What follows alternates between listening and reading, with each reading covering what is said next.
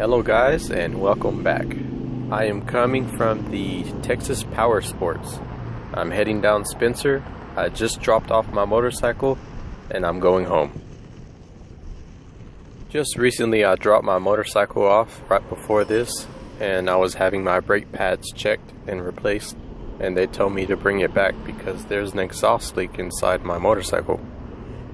So I took the initiative and thought it would only be fair if I packed up my skates and put them in a backpack, brought the motorcycle, and then decided to skate home from there so I can get my exercise.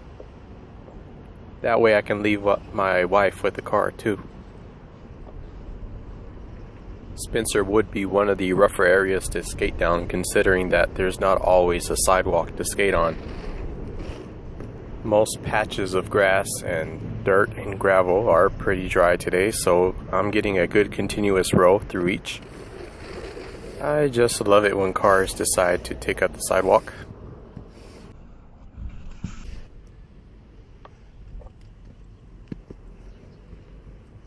I don't blame them. Sometimes I do the same thing myself when I'm driving. Most of the time I prefer to skate behind the car rather than in front of the car, in case the car driver didn't see me. That's one thing you want to look for, is to make sure that you are looking at the driver, because that is going to determine whether they see you or not.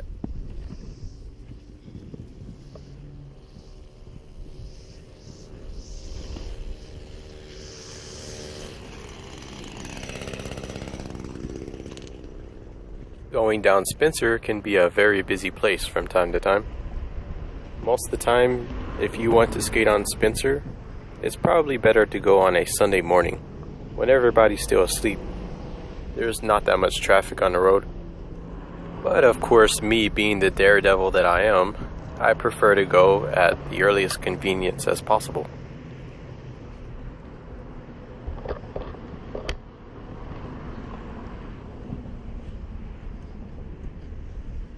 What a burger! Just like you like it. I don't know if you can see it in the distance or not, but in the background that is called the Alamo. It is a thrift store, and I do get a lot of my wheels there for a cheap price. Once I walked out of there with wheels as cheap as $1.91 for 4 wheels. Even though most of them were slightly used, it looks like a roller rink dropped them off and got rid of all the wheels that were in stock, so I took advantage of it. Nothing wrong with used wheels.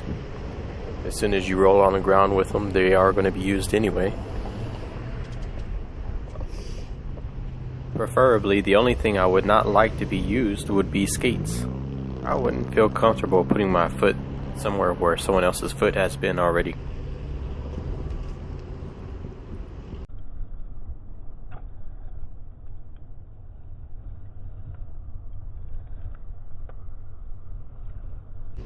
Gas prices were at $1.34 at one point, but they have risen back up to $1.95, and they are probably going to get higher than that.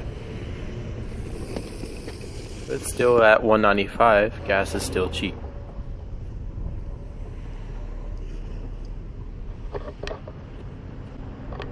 Sidewalks down Spencer are often at a downward slope on the right hand side when you are going up Spencer. Right now I'm going down Spencer heading towards Highway 3. The sidewalks on this side are not as bad as the sidewalks on the opposite side.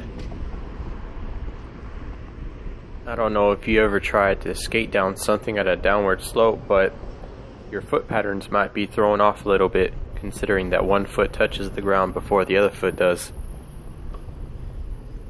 Today in this skate, I feel like my wheels and bearings were up to optimal speed. They were flying at ease.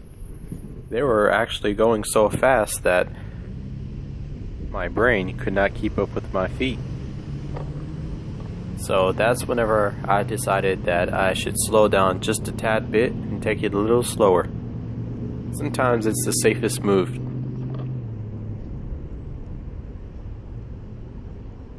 Your reaction time is critical to your safety.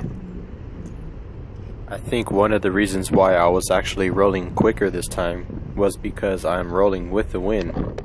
If I was rolling upwind, then I would be going a lot slower and be having to fight against the wind.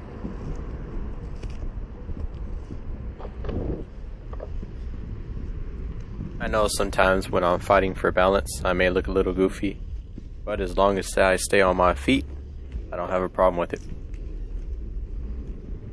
I just have to remember to get low, bend my knees, and keep one foot in front of the other. I've noticed that is one of the key elements to helping me keep my balance, is to keep one foot in front of the other whenever I'm going over a crack that I think I'm not going to make it. That way, if I was to trip over a crack, stick, or a curb, I can reach my other foot out in front of that foot and catch my balance. This is another reason why I like inline skating over skateboarding, is because there's a lot of spots that you're going to be able to inline skate that you're not going to be able to skateboard. If I had a skateboard right now, it would be very tough for me trying to get down Spencer. Will I make a video of me skateboarding one day? I can't say that I wouldn't. Inline skating. Fun and addictive. Inline skating can be very fun once you start. It's just a big breaking point as far as getting used to it. You have to endure a little bit of pain whenever you first start out. Once you get to that stage of getting into shape and losing at least 10, 15, 20 pounds, you're going to be inline skating like a pro. A lot of people start out inline skating and then they quit within their first week or two. And a lot of that is because it's just like exercising, going to the gym. It's something you have to keep up. If you don't keep it up, you're just going to be restarting all over again. And of course, the beginning of working out, you're going to have the roughest time. If you do not use your muscles are going to slowly but surely get weaker over time.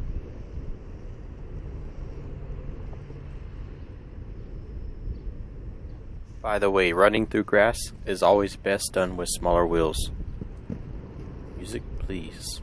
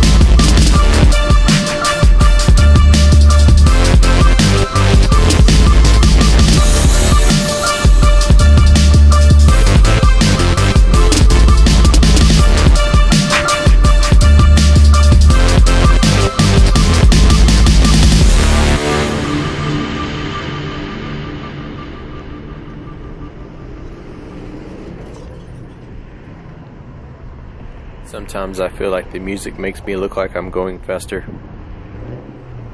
Probably is. Or at least it makes me look like I'm going on a mission. James Mackey on his way home. Will he make it? I really do wish I was filming every time I got chased by a dog. Then you can see me outskate their little puny legs. Can't keep up. Well, at least the smaller dogs can't keep up. The bigger dogs can. I have an air horn for that. Dog detorrent. If you are new to inline skating, here's something that you're going to have to get used to. Ripped up jeans, or whatever clothing you are wearing. If you start out skating and you are falling, you're going to have to be replacing your jeans quite often. If you don't fall as much, you just seem to slide, you still might have some holes in your jeans, and you're probably going to last anywhere from 3 to 6 months before you need a new pair. I had my fair share of blue jeans, and I still skate in them till this day. I haven't thrown them away yet. I probably need to. Maybe I shouldn't wear the nicer pairs of jeans. But I'd rather wear blue jeans over any kind of sweatpants or exercise clothes anytime. Simply because the exercise clothing is simply thinner. The blue jeans that I've been wearing have saved me a couple of times, actually quite a few times. So I really do recommend blue jeans if you are not going to be wearing knee pads or any kind of other protection. It might be a little hotter, but if you don't mind sweating, it shouldn't bother you.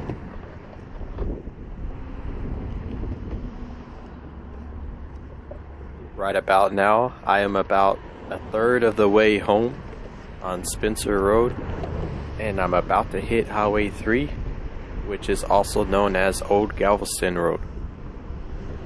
I get off the sidewalk and go to the street every so often. Whenever I do see a car, I get back onto the sidewalk.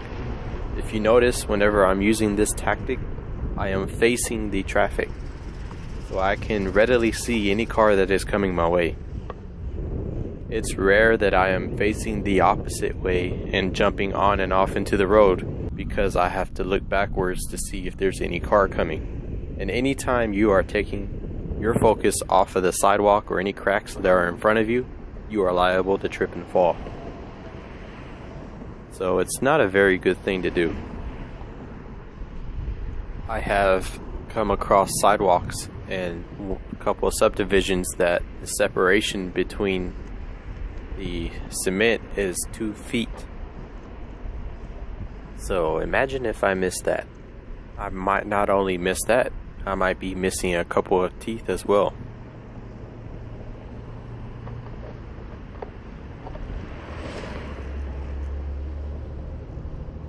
I just love it when the sidewalk ends.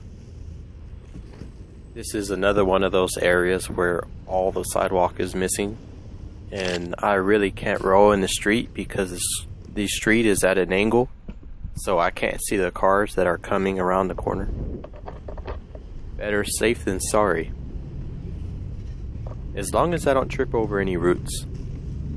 That's one of the things that will make you fall face forward real quick. I don't really have a problem with the dirt. It's those bulging roots that come from the ground. So I have surpassed that, and there is a twig that I have confidently demolished. That is just to go to show that you can roll over twigs and not fall. And also here's some gravel coming up that was unexpected. I almost lost it right there, to be honest with you.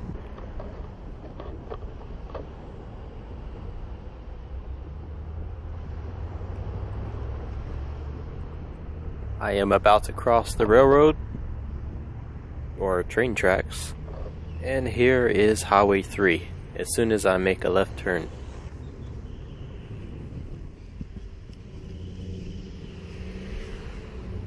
I am now on Highway 3, and I'm going to stay in the shoulder lane as much as I can and stay out of the way of the traffic. There are times that where you do have to take off in the road and go as fast as you can, but there's a pretty wide shoulder right here to where I can safely stay off the road. It is actually considered a bike lane according to Google. To me, it just looks like a shoulder.